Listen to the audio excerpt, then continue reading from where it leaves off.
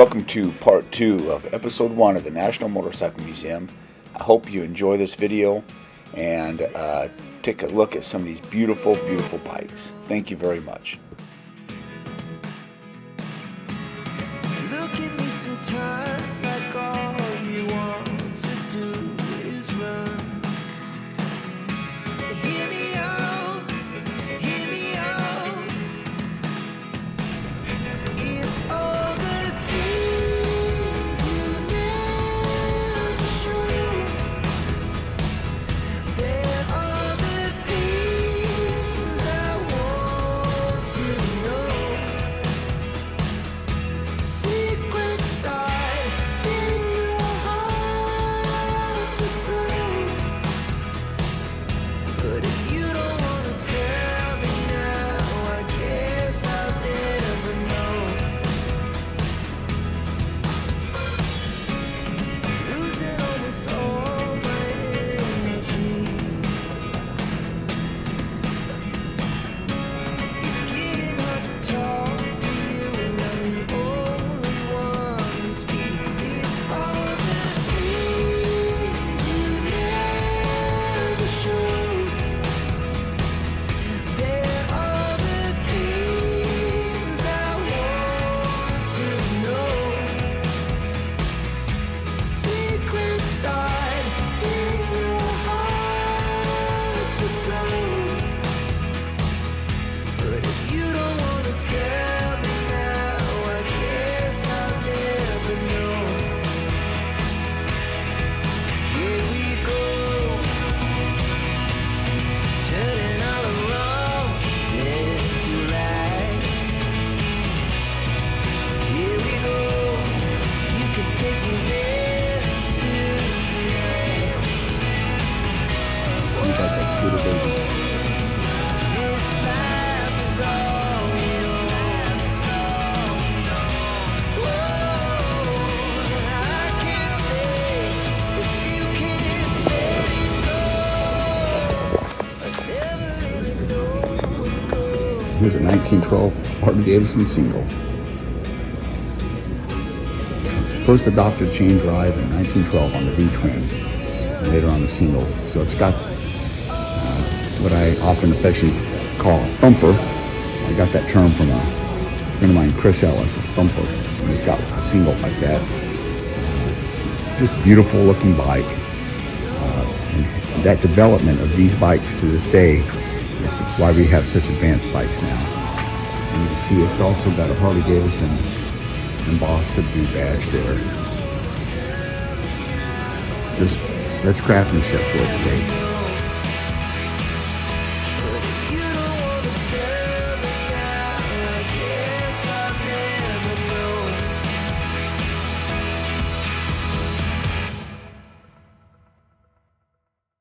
know. My first introduction to actually riding a motorcycle was from a great mentor. And its friend is not a language that expresses what he has meant to me in my life. He's named Charles Duriel. And when I was 8 years old, my brother was 7, he introduced us to motorcycles beyond having it a toy. And it was a Honda 175. It was this series though, the SL series. And it was a Honda 175. This is a 125. But that's the Honda make that he introduced it to. It came in a 100, 125, 175, and 350 cc's. And when I got was 175, it was a blue cover. I think I have a picture of it. If I do, I'm going to put it into this video. But that was my introduction to that.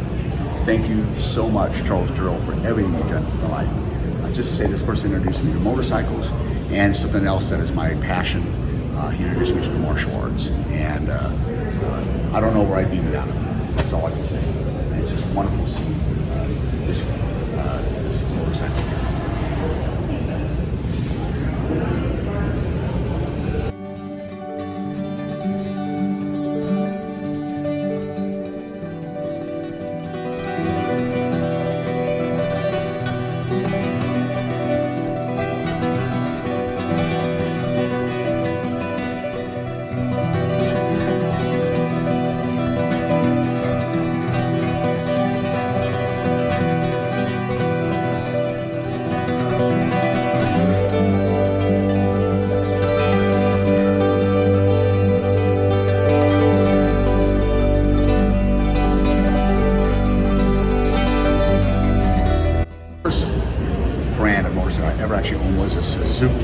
650 thumper engine is what I call it. And so here's the Suzuki area of the museum.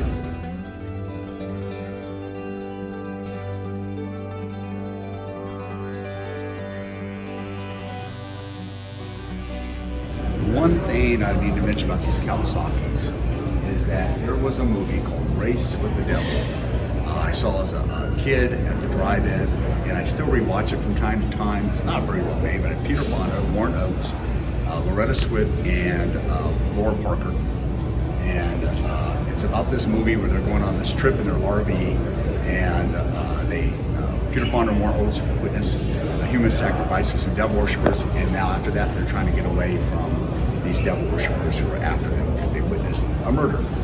It's called Race with the Devil. It's a B flick, not very well made, but the cool thing is that when they go out to have fun away from the RV, they ride Kawasaki dirt bikes, and you see Peter Fonda riding one on a cafe flat track type area.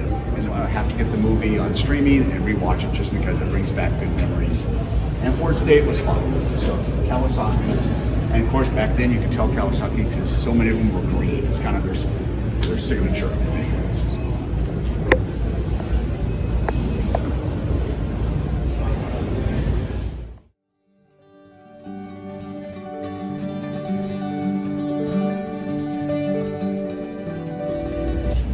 Here's a BMW R755. And one thing I'll point about BMW, again, they got the speedometer here. BMW now on their R18s moves this up where people can see it even better. But one thing about BMWs that has not struck me at all, and that can make them quite ugly, except for the R18, BMW got kind of smart and has changed when you put saddlebags. But otherwise, and this goes back all the way at least to 1973, BMW has like suitcases on the side as their saddlebags. And it really hurts if you think about it, the styling of otherwise a beautiful boxer engine to put suitcases. It gives you lots of room for packing. So, Judy would love that. But it ruins the work of art, the bike. The bike is a work of art, and then you put suitcases on it. It's just, it violates the law of non-contradiction to me, so I don't quite understand it.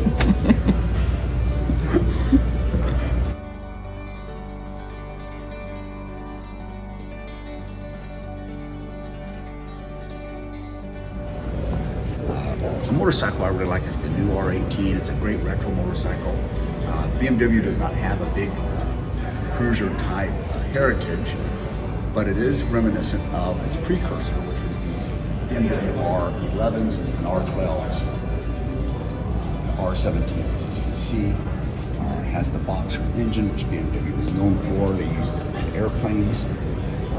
And it's also just a beautiful looking bike, even in its day. This bike would do 69 miles an hour in 1930. This was the R4 version that came out in 1936. And even to this day, it has that pinstriping that BMW is still doing with their R18 editions. It has the speedometer up here.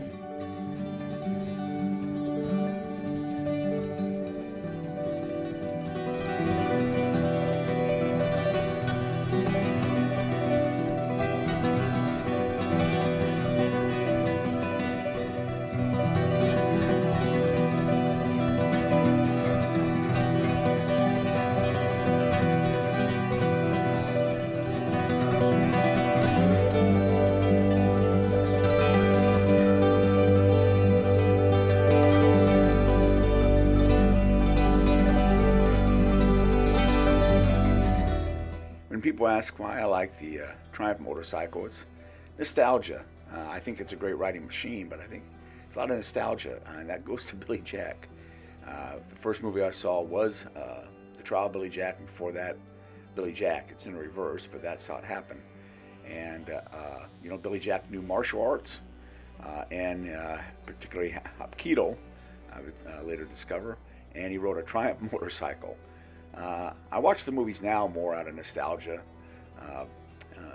Don't always really think the plots are that good, but overall, I love Triumph motorcycles. I think they're beautiful bikes, and the revitalization of them the last 25 years has just been terrific. They've done an excellent job.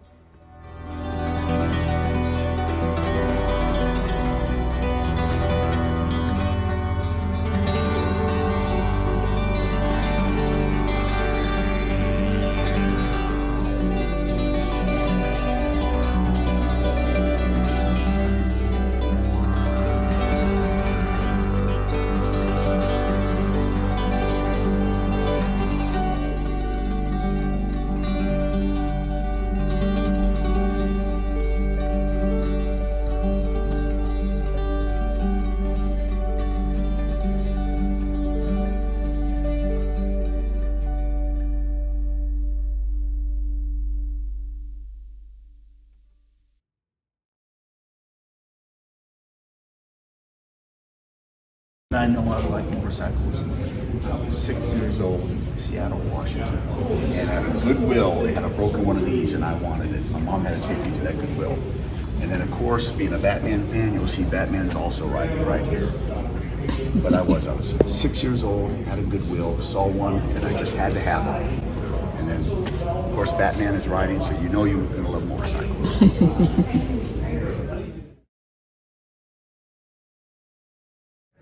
This is a 1955 Vincent Black Prince. Just a little history on him. When it came out, it was really kind of a flop.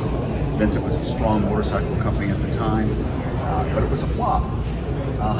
It is now one of the most valuable motorcycles in the world. It's so valuable, people pay a high premium price to have a Vincent. But one reason why it was flop is because everything was covered up. And aesthetically, just wasn't very pleasing to the eye back then, even though for its time it was considered, as far as I've been able to find out, extremely well made. Compared to the 1954 Vincent Black Sparrow, this was extremely popular, and you'll notice what they did with the speedometer. They took the cube that BMW had started in the 30s by putting it here, and they moved it all the way up. So when you're sitting here, you had a great view of your speed. Just ingenious for its time, and still, besides BMW R18, most motorcycle companies aren't doing that. They're still putting it here on the gas tank unless you have a fairing.